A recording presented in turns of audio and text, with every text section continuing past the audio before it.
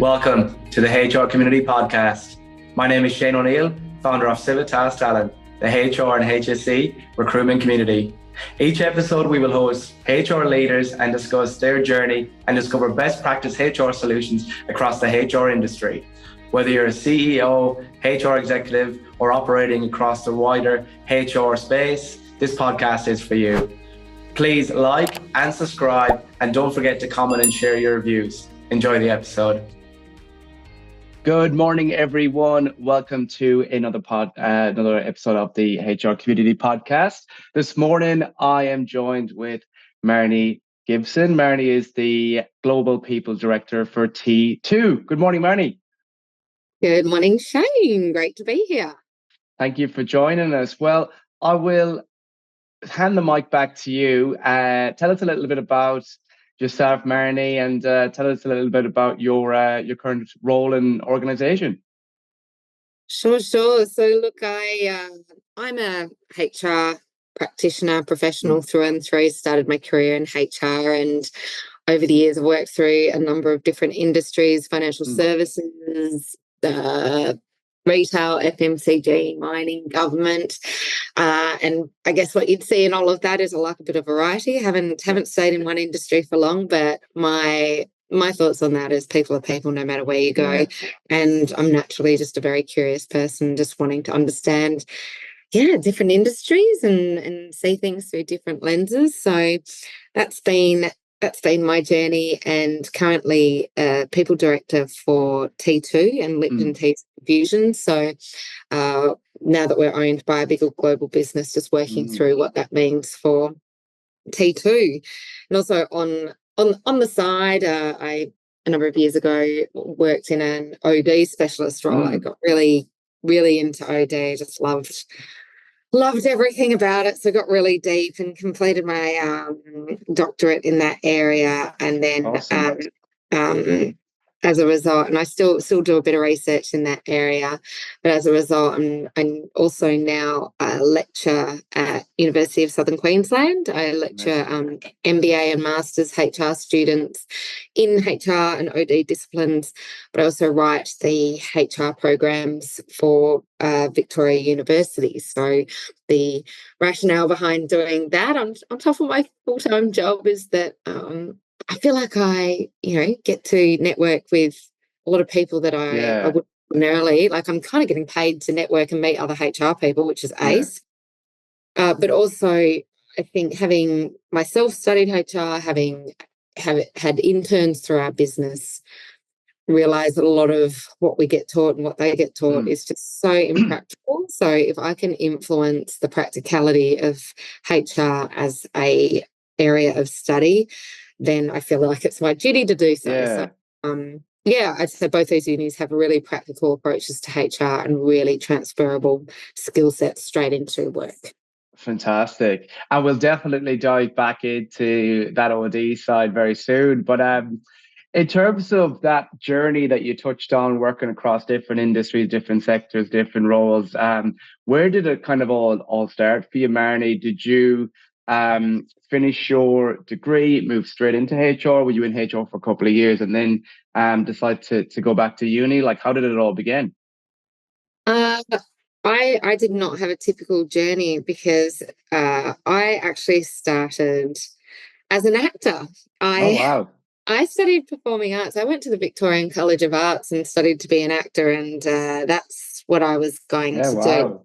Whilst trying to get into that, I had completed 2 years of an undergrad degree in sociology and English communications, which had the sociology elements were, partly psych-related as well. So I had 2 years of that under my belt, then went off to become an actor. And then post-studying acting, I was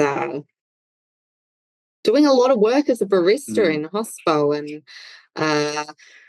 getting a few acting gigs here and there. And then I met someone who said, "Oh, have you ever considered getting into learning and development and training? You'd be really good at facilitating." And I was like, yeah, maybe. And I kind of looked into it and went, oh, actually, that doesn't sound too bad, and, probably a bit more interesting than, brewing the coffees that I was making day in, day out, and ready for a change. So I, started kind of temping and getting a few contract things in L&D and then in HR. And one thing led to another where, I kind of landed in a role doing that. And at the same time, I went back and finished that final year of my study. So I got my undergrad degree in there. And then from there on in, it's just been a continuous journey of curiosity, I think. Yeah. I've had a great mentor all along the way who at times has said, well, what do you like? What do you don't like? What tools have you got in your toolbox? This is what kind of role or kind of industry I think you need to go into next. So that's been wonderful to have that input. So I think along the line, just picked up study and gone into different roles pending where I might need to develop myself personally or develop, whether it's a HR skill, like when I needed some more robustness in ER, I went into local government for a period and, negotiated enterprise agreements and looked at all of that. So it's kind of been, it's kind of been as deliberate as I could have been in terms of how it's all been built out. Yeah. But I don't want to make it sound too, smooth and under control, because at times it hasn't been as well. But that's life. Exactly. I always love that question because it's so interesting to see, I guess, where people started and often why they got into HR. But I think that was the first acting story that I've had. I've had a karaoke singer. But then, it's really interesting to see where people come from. But it also kind of, and you touched on this a little bit, it also kind of builds on that subject of HR, which is it's such a people-focused role, and it's about understanding, how people operate, but also being, comfortable in the uncomfortable and having that ability to go, okay, I'm curious. I want to figure out how to help these people. I'm curious. I want to figure out how to support this business. I'm curious. I want to try and develop myself but develop others. Such a unique role in that regard that you get to delve into those different elements. With your different industry experiences, do you feel like that ability to kind of move from local government, public sector into global retail, do you feel like that move was quite challenging? And the second part of that question really would be, have you felt that's been an advantage to you in the sort of later years in your career? I think being able to transition industry actually works personally to my advantage for two reasons. Firstly, I get bored really easily. I could not imagine being in the same industry that I was in, 15, 20 years ago. I think firstly from the sense that by virtue of doing HR in any particular company or industry, you learn about the company, you learn about, the industry. I know, like right now, I know so much more about tea than I've ever known before, and that what any normal person would know. Yeah. Similarly to when I worked in mining, I knew a lot more about ammonia than what I probably would ordinarily. Like you just, by osmosis, you learn a lot about, and you should know a lot about what the people do in your business and what your business does. And I think that's really interesting. So from the perspective of just getting deep on different industries and subjects, I think that works well. But also the other thing is, and it's more related to,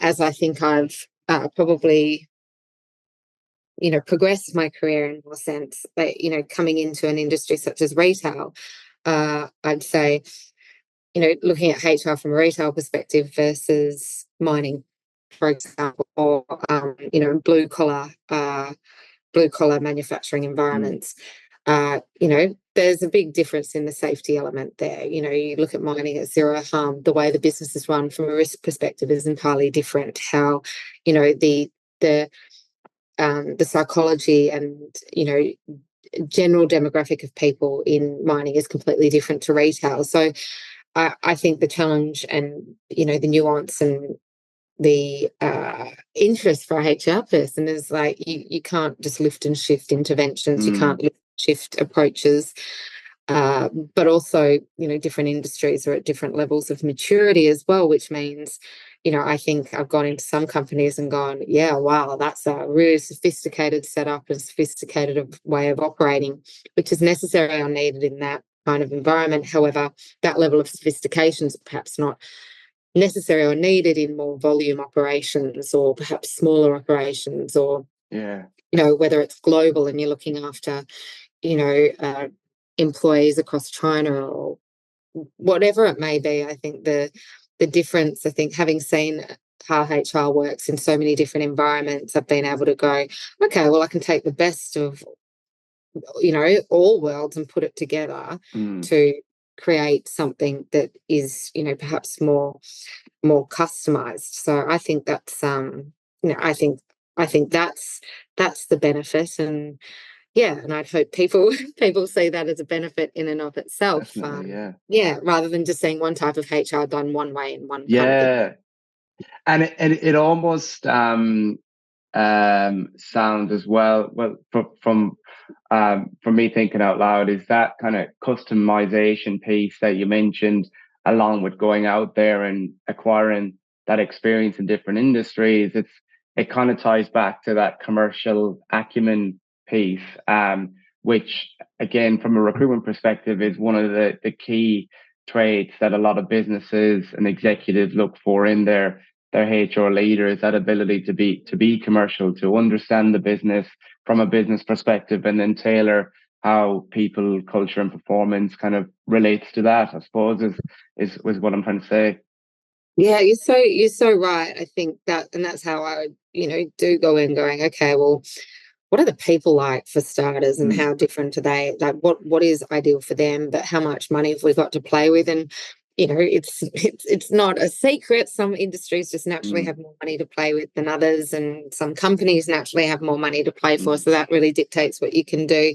But I do think for a number of years, and perhaps even now and then, it's been really interesting that, you know, roles that I have been in contention for, and people are like, oh, you just haven't had any experience in this industry. And yeah, I do at times think, oh, the recruiter's being a bit short-sighted there, or you know, and I do get it, to have someone come in and go, oh yeah, naturally just so familiar with that award, or you know, that way of operating. But at the same time, it's like, oh really? Well, I don't know. I'd love to think that if you get what you always get, you know, if you do what you always do, you're going to get what you always get. So 100%. perhaps, you know, a point of difference or other lenses might be useful, but you know, it hasn't always been the way that my experience has been perceived. So I'd put that out there for anyone else that's industry jumped a bit. You know, not can be seen as a huge upside to those people that identify it as an opportunity. Oh, definitely. No, I totally agree. And you know, we come across those challenges sometimes, particularly in recruitment processes, where organizations are very keen to get, I guess, not so much a like for like, but it's almost that familiarity, it's that comfort zone. Okay, we've got 3 candidates that we're reviewing, and one of them has worked in a similar industry, supporting similar people. But then, like you said, you know, the other 2 candidates that maybe haven't had that specific industry experience, imagine all the experience that they're bringing to the table, that you can now benefit from. Maybe it is a point of difference, maybe it is a competitive advantage. So yeah, I'm definitely pro for it. And I know you touched on this a little bit at the start of the conversation as well, Marnie, is HR, it's quite a transferable skill set to have. But I think, yeah, when organizations start open their mind to different types of HR people, because we're not all in one box either. Different personalities, different skill sets, different industry experience, etc., etc. So yeah, I think it's definitely an advantage. And then I guess touching on the that element of coming into business and being able to support their development. OD obviously being a huge interest and passion for you, Marnie.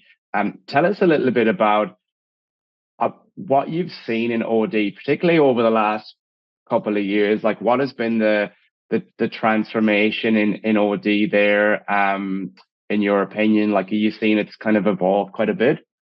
I think it has, but also I think it hasn't. Yeah. So I think, I think the wonderful thing at the moment is that a lot of big organizations dedicate resources, budget, and expertise to it, which I think is fabulous and necessary. I think the fact that it's being recognized as not something that just happens, you've got to actively work on culture and leadership. You've got to actively work on building org capability, particularly now in this fourth industrial revolution. Yeah. However, where I think perhaps it's not evolved or perhaps not changing at the pace it needs to is post-COVID, in that taking culture and engagement as examples in we're in the fourth industrial revolution. It's post-COVID. We're navigating majority remote work and a very different employment environment that we had during and pre-COVID. And I know I'm not saying anything remarkable by that, just that's the context. And I guess for me, what I find fascinating, when particularly office-based workers are now working more so remotely, we have the highest level of employee disengagement that we've ever seen. So that's plummeted by post-COVID by around 30% by some statistics. So the most employee disengagement ever. We've actually got the largest amount of leader burnout that we're ever looking at, because people are now coming to work, and pre-COVID, employees were more in a position to, there was a greater separation between work life and home life. Post-COVID and during COVID, we went through this transition where, employees are now sharing with leaders, more about their mental health. There's, psychosocial safety legislation, which provides for greater sharing, greater needs for safety, trust, understanding, respect, inclusion, belonging in the workplace. What that is leading to is that, employees naturally just share more with their people, particularly their leaders at work, than what they ever have. I think the problem with that is that leaders, are not equipped to deal with that. They don't know, or time bound in terms of doing that, or in that even if those boxes are ticked, the burden of carrying, whether it's people's divorces or losing children or mental health or, other perhaps prolonged illnesses, it is a lot for, a leader perhaps of a team of 8 to manage if there are, more individuals that require support. So we're seeing great old leader burnout. And then when you look at that, if then leaders are burning out, then culturally, that's where we're seeing, people aren't feeling included. They're feeling isolated. They're feeling unsupported. Are there those levels of trust? People, perhaps not wanting to come into the workplace. They're wanting, their own, version of individuality of work balance. So, you put all that together. And I guess where I'd summarize is that the way that we measure a lot of that is all based on interventions and theories and studies that were all done 10 years or more ago. If we take employee engagement, for example, the 2 most common platforms out there are both more than 10 years old. One of them is more than nearly close to 50 years old. And I kind of have to ask, why are we still measuring things in the same? If people and work has changed so much, how can we be measuring, employee engagement or cultural factors in the same way? So I guess that's where I believe that whilst OD and being recognised as an integral part of, HR functioning, the perhaps lack of evolution is occurring in that we're still relying on pre-COVID interventions for a lot of the solutions. And, that's twofold in that I think HR people are just spinning wheels, just trying to get stuff done in the myriad of things that need to be completed. But also it's not an area that is well researched because the research is owned by a lot of commercial operators, and essentially, I don't know, when it becomes really commercial, then it's not accessible for all. So I guess that leads me to where my work and passion lies in that, doing research that is available to all people in terms of, being able to further solutions, or even at the moment, just, thinking around a lot of the stuff that we're doing and how we're measuring it is perhaps not the greatest way. Because, measuring employee engagement by have you been, within the next 2 years, do you feel like you'll be at this job? I don't think there's anyone in the world that is, thinks that the 2-year tenure is reasonable anymore. Yeah, I know. I don't think anyone would answer yes to that question. Then my other argument on that would be, is that a measure of employee engagement, or is that a measure of commitment and loyalty? But anyway, there you go. You've got my spiel on all that. That's so interesting. It really is. It's so interesting. And even on that question, like when I was starting my professional career, I don't think it was 2 years is where do you see yourself the next 5 years. So at least they've reduced it. But yeah, I agree. 2 years, like, who knows? And then you make such an interesting point, Marnie, because I think with the research and the models that are out there and everything that's happened post-COVID, but then the pace of everything now, we were talking about this before we even jumped on the episode, is how quickly things move. And technology obviously has a big part to play in that, but how quickly things move and how demanding people are now for results, answers, action, and to think that, when it comes down to a lot of the strategies and models that we try to follow in HR, maybe some of it is quite outdated because the workforce has changed, the demands have changed. If we had this conversation 12 months ago, maybe a bit more than 12 months, but it would be very much focused on talent shortage and employers trying to do everything they can to attract people. Now the goalposts have changed a little bit, particularly in certain industries, and restructures and redundancies are still happening. I'm seeing daily posts, not just one person, but several people out of that organization being let go. Companies are getting tighter with who they're hiring, and yes, they've done some great things from a retention perspective, but also maybe I'm sort of talking a little off topic now, but I feel like a lot of organizations just kind of hired, and then press the panic button and cut costs, as much as they physically could. Now there's lots of people out in the market, but also what can we learn from this? What can we learn moving forward? Because that was a very rapid change in a 2-year cycle.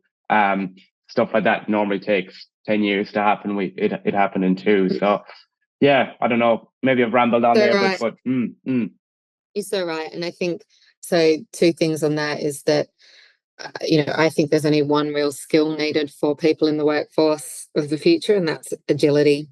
The ability to learn, unlearn, de-learn, relearn.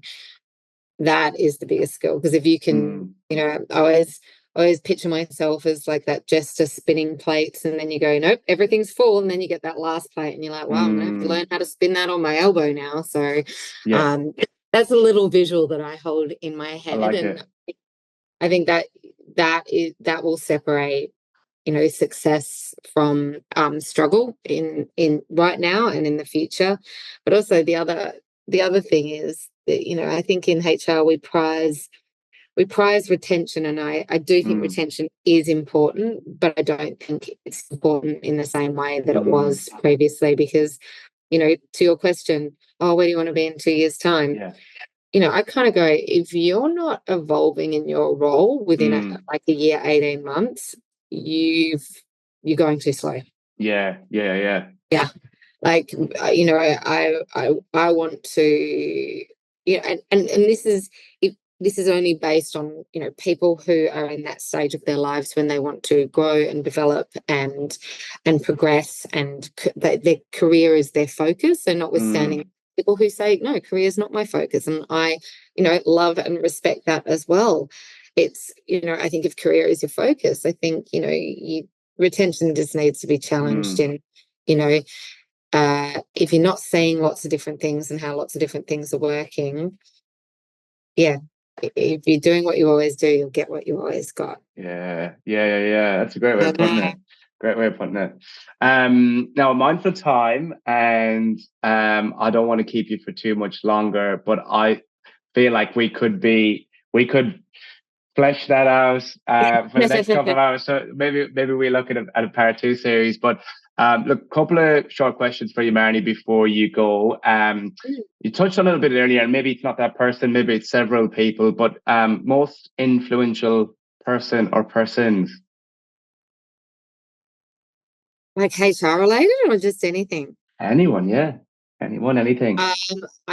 So my favorite person in the world, bar my partner and my family model. Yeah. I love Kylie Minogue. I love Kylie Minogue. I love everything she is, who she stands for, her music, everything else. And I think, her winning a Grammy at this age, this year, and just coming back with one of the biggest songs of the year, and how she reinvents, how she, just is, but is also really true to herself. I fangirl over Kylie, massively. So, and that's a whole other episode if we want to look at how incredible Kylie is, but her ability to reinvent and just stay relevant. But also, I think ultimately with what she's, gone through in her life and career, and, love life, health, etc. Like it hasn't always been an easy ride, but I love the fact that, she's also that celebrity that, you're never hearing controversial things about her, falling out of a car drunk or, being nasty or, derogatory. Like she's an icon. She's fab. I love that. I love that. Well, Kylie, if you're listening, big kudos to Please you. be listening, Kylie. Call me. and actually on that as well, what I really like about that, Marnie, is we can learn so much from people like Kylie, whereas, they've adapted, they've reinvented, they've stayed sort of relevant and at the top of their game. And I think, we relate that back to companies and performance and recruitment and, and HR generally. It's moving with the times, and we're not always going to be on an incline, because that's just not physically possible. Like there will be lots of dips in the road, so we kind of have to learn how to pivot over them or pivot through them. Best lesson learned. Best lesson learned is probably always those lessons of self-reflection, and I think the best lessons that I've learned is, whilst my intentions in my head may be one thing, how to show up and my impact on others is at times others. So best lesson is learning how to align intention and the impact of the reality of my impact. I love that. Last one for you. Who do you inspire? Who do I inspire? Oh, goodness.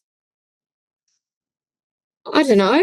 I'd hope, I'd hope through the people that I work with, and I believe that we are a product of the people that we have around us. And, in the same way that when you're with people and you go, God, I love that about you. When you have that little thing in your head that you say, and you go, I just hope that at times, that people have, learned things, done things as a result of, a relationship with me. And, but I think that would be up to each individual and, and their own journey. But, I think ultimately as humans, we want to have a really positive impact on those around us. And, and I think the ultimate inspiration would be that, I take what I do really seriously, and Yeah. you can probably tell by my study and my investment in the HR field that I do. But I don't take myself very seriously, so I can be quite silly, and I like to have fun at work. My saying is, I'm here for long enough, so I'm here for a good time. I love that. And I'm sure the study's proven that when you enjoy something and you're passionate about something, you can have fun with it, and it doesn't feel like work, which I get the sense of. Well, as Mary Poppins said, with an element of fun, a job can become a game. There you go. A job can become a game. Thank you so much, Marnie. It's been an absolute pleasure, and I do mean it. I feel like we could have sat there and spoke for a lot longer, but mindful of your time. But we'll have to do it again sometime. Thank you again, and thanks everyone for tuning in and listening. Thanks, Shane. So great to speak to you. Bye. Thank you for tuning in to the HR Community Podcast. Remember to like and subscribe and share your views and comments below. This podcast was brought to you by Civitas Talent, the HR and HSC recruitment community. Whether you're a candidate looking for a new role or organization looking to secure brand new talent for your team, please get in touch with us today. Thank you.